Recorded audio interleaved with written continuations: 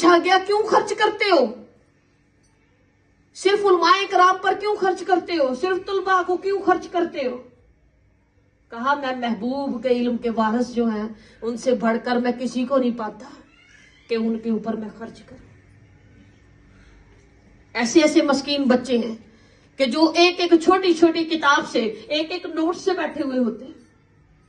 مجھے کئی لوگ کہتے ہیں بھائی نوٹ سے اس کے پیسے رکھ لینا، جو بچوں کے اندر ترجمہ تفسیر آپ کرواتے ہیں، ایک بچے کو تقریباً ایک مہینے میں کبھی 2 دفعہ بھی دے دیتے ہیں، کبھی 1 دفعہ دیتے ہیں، 2 مہینوں میں 5 دفعہ بھی کبھی کبھی دیا جاتا ہے۔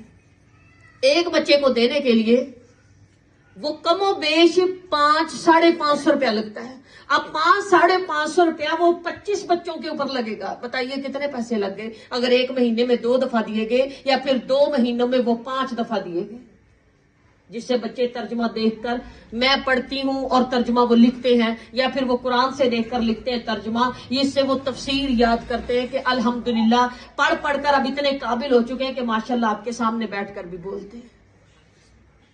محنت بولتی ہے، محنت نظر آتی ہے اگر بندے نے صحیح معنوں میں کی ہوئی ہو تو۔ میں کہتی ہوں اللہ رب العزت اگر مجھے اتنی دور سے گھوم گھما کے یہاں پر لے کر آیا، کسی وجہ سے لے کر آیا،